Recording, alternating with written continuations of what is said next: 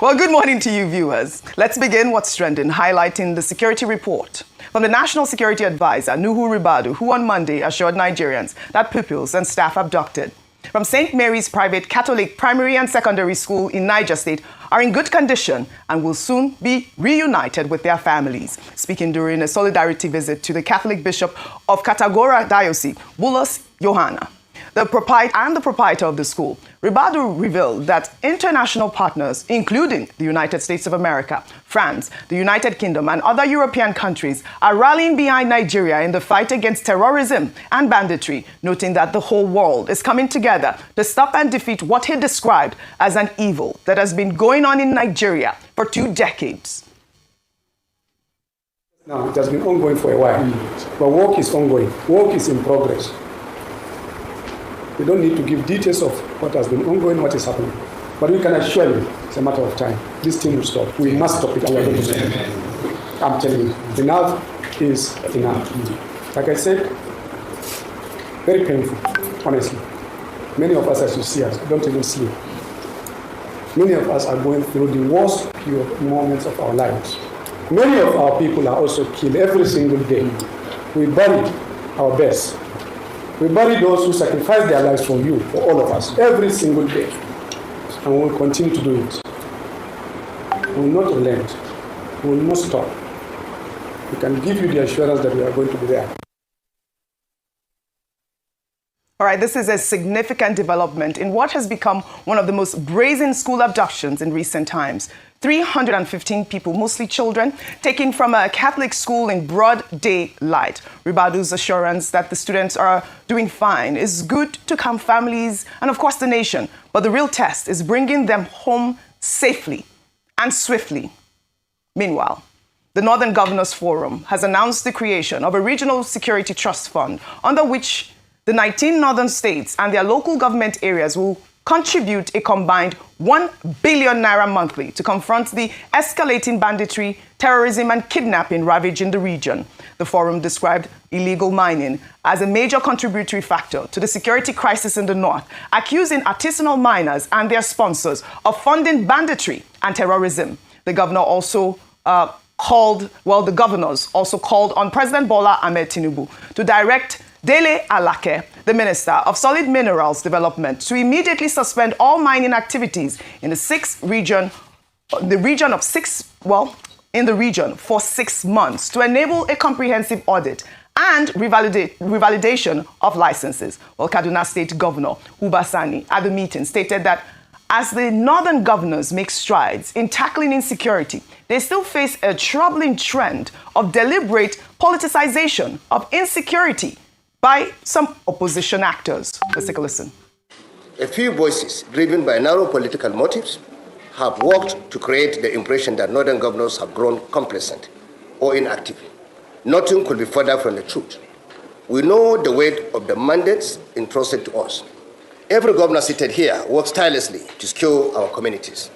We coordinate, compare strategies, share intelligence, and hold one another accountable. Our people deserve stability, opportunity, and hope, and we have never relented in our duty to deliver this.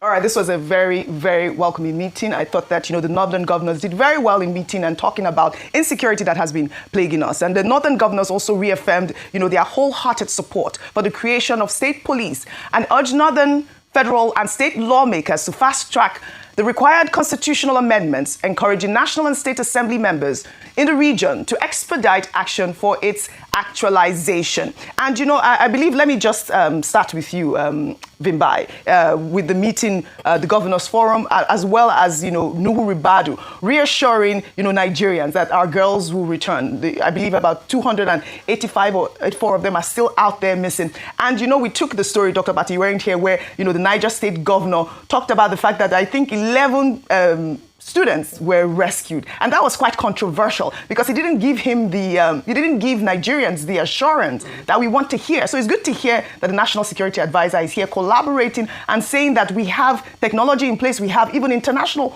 partners that are going to be partnering with us to bring our girls back home. Yes, absolutely. I think the reassurance is welcome and it's important, but I'm not sure it's the message that Nigerians really want to hear at the moment. Because what we've established is that we know where they are, and it seems that by insinuation, it means we know who's keeping them. The argument has been put forward that, the reason why we don't just move in on these people is to avoid collateral damage and so forth. But at this point, I think we need a specific position on whether or not we negotiate with bandits and terrorists. I listened to the governor of Gombe State, I believe Yahaya, yesterday, who was saying that, negotiating with bandits is not a northern problem, it's a national problem. So it seems that there needs to be a specific direction and strategy around this. I don't want to say too much because they're in captivity. It's clear there's a negotiation going on, and I don't want to, seem to add information that might jeopardize that process. But we do need to take a firm decision about that. Now, very quickly to the northern governors, we saw the southern governors came together and they met. We would have expected actually the northern governors to have been the first group to meet, given that the epicenter is situated in the north, but better late than never. Concerns around the suspension of mining for 6 months, for me personally, number one, we all know the role that mining plays and the proceeds of illegal mining plays in fueling all this insecurity that's happening beyond Nigeria, Burkina Faso, Mali, even as far as Sudan. It's gold proceeds, illegal gold mining proceeds that are fueling the procurement of arms and all other activities. These bandits put in protection fees and so forth for these illegal and artisanal miners. Banning for 6 months for an audit, for a revalidation of licenses, for me seems like a very superficial proposition when we know that the problems are deeper rooted. The Ministry of Solid Minerals has taken significant steps in dealing with this menace. There is a mining marshal's corps.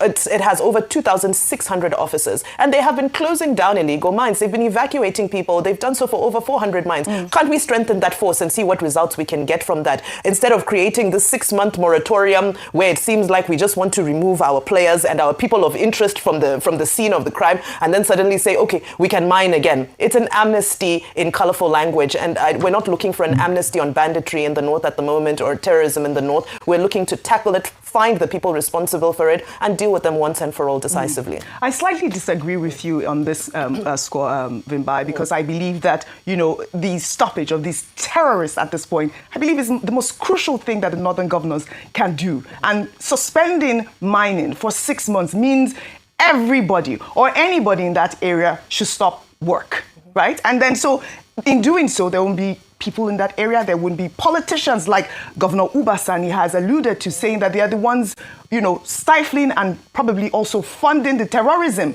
that we see in that region, in that northern region. Yes. In one sentence, we know that the networks extend to Niger, Burkina Faso, Mali, Chad, Benin Republic. Yes. So all they will do is they'll flee to neighboring countries. We haven't secured our borders. Well, once the 6 months is over, that means they'll just come. So in 6 months, they'll just come back because you haven't dealt with the fundamental issues. I love that. But that's why there's the 1 billion Naira fund that they're going to use to secure their area. I mean, this is what I get from the meeting, which I think we're all entitled to take away different which I things think from it is quite encouraging also to see. The 6-month moratorium, the 6-month period, I hope that the northern governors will use that opportunity to secure their territory, like Vimbai has suggested as well. Dr. Abati, I'd like to come to you on it before I'd like to take this story before I come to you. Talking about, politicians funding terrorism. Meanwhile, former Chief of Defense Staff General Lucky Irabor has alleged that some politicians are funding terrorism in Nigeria and that Christians are being targeted in certain parts of the country. Irabor spoke on live television, stating that while he was Chief of Defense Staff, some trials were initiated against individuals identified as financiers of terrorism, noting that several people are being called to question over their alleged involvement. He also stated that Christians are being targeted in the country, adding that there are many individuals who are being investigated for their roles in funding terrorist activities. Let's take a look. But the reality is that our issues, in terms of security challenges, are multifaceted, implying that just as you have terrorists who have an ideology, you equally have those who are bent on, targeting Christians, and there are also those who are also targeting communities. That does not mean that some politicians, have not taken advantage of the insecurity, or if you like, the state of under governance, as it were, if I may use that coinage, to want to perhaps gain some form of leverage to score the point that there's poor governance. They could also instigate certain crises in one way or the other. So, General, for the fact Christians are being targeted. Of course, some Christians are being targeted. No doubt about it. For a fact, politicians are funding terror in this country. Some politicians. Yeah. If I wouldn't want to say. I mean, so when I say politicians, that means that there are yes. the politicians who are funding it.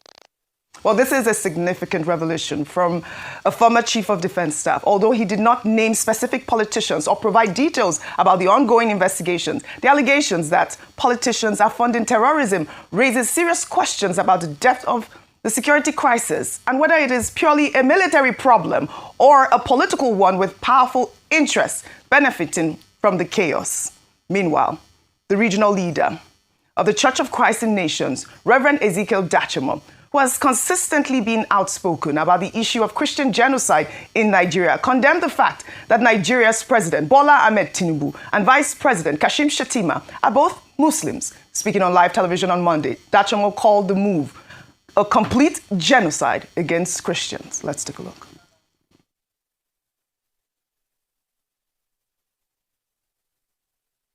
And Shettima is a Muslim. The president is the Muslim.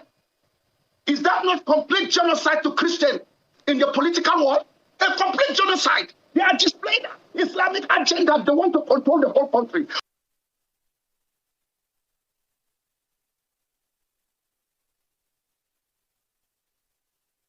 Dachimo there saying that the Muslim ticket is a Christian genocide. I mean, this is not a new controversy. The Muslim ticket was one of the most contentious issues of the 2023 presidential election, with many Christian leaders and groups opposing it on grounds that it violated Nigeria's unwritten principle of religious balance in governance. Reverend Dachimo's characterization of it as a complete genocide is particularly a strong language, which many may not agree with. Dr. Abati, I'd like for you to tie in both stories. First, with the Chief of Defense Staff, saying that there's an ongoing investigation on the issue of, politicians funding or those that are funding terrorism in Nigeria. And also, on the other hand, Dachimo here has, raised that controversy again about the Muslim ticket in Nigeria. Okay. I believe the last time there was one. Straightforward things. Now, General Lucky Rabo was Chief of Defense Staff. Yes. And here was he in a television interview saying that some politicians, some major figures are funding terrorism. Well, it's not saying anything new. Mm-hmm. The Americans at the time, the State Department, in fact, said, terrorism in Nigeria, banditry in Nigeria was being funded by certain notable figures. And I think they collaborated with the Nigerian government. I think it was also the United Arab Emirates at the time who named some Nigerians that they said were involved in terrorism financing within the spectrum of cooperation, international cooperation to fight this challenge. The Nigerian Financial Intelligence Unit also at the time came forward and said they were trying some people, investigating some people. Mm. The question is, what happened with all those investigations? What happened with the persons who were being investigated? And then General Lucky Rabo, as CDS, being a Chief of Defense Staff, is a major position. He has access to a lot of information. What I would have expected would have been for the former Chief of Defense Staff to say, oh, these are some of the persons, or this was the point we reached. Because Nigerians will know, who are those persons? Everybody says they exist, but nobody has done anything to them. So this reign of impunity continues. Now, as for the National Security Advisor going to Kutangura to meet the Catholic Bishop of Kutangura Diocese, the proprietor of St. Mary's Primary and Secondary School, and also the parents of the affected over 300 students. I said earlier, that shows empathy. It's a reaffirmation of the fact that the Nigerian government, the Tinubu administration, has been consistent in identifying with people when they are, facing distress. And they've improved in terms of their response time. That same place, the federal government had sent a team there before, issued a statement. Now the National Security Advisor goes there and says, we will do whatever it takes to make sure that the remaining children are freed. And I think that, that is good in terms of optics, as I said earlier on. The thing to suggest is that the National Security Advisor should keep his promise, not only with the children in Niger State, in Papiri, that's where the school is located, but generally across the country, so that this environment can be safe for all of us. You talked about the Northern Governors. The Northern Governors have been meeting since 1955. Either with education or they say they want to address poverty and all of that. And anytime they meet like that, we see it as a good gesture, good initiative. After all, their job as leaders, as government, is to defend the interests of their people. But the major concern here is that these meetings often do not yield concrete results. And we just hope that this particular meeting, this time around, by the Northern Governors Forum, will not be another talk show. They say they are creating a Northern Security Trust Fund. That Northern Security Trust Fund will have to be managed, and the management will have to be in collaboration with the existing security infrastructure. As for suspension of licenses, I said in September, Mr. Dele Alake, the Minister of Solid Minerals, already took a step in that direction. But there can be collaboration to make sure that the states work with the federal government. Yes, the I devil like that. is in the details. The devil is in the details. They have to collaborate to work with the federal government with these steps that you have said that Dele Alake has put in place. But I do welcome that suspension, and hopefully those region or the mining region will be free from banditry.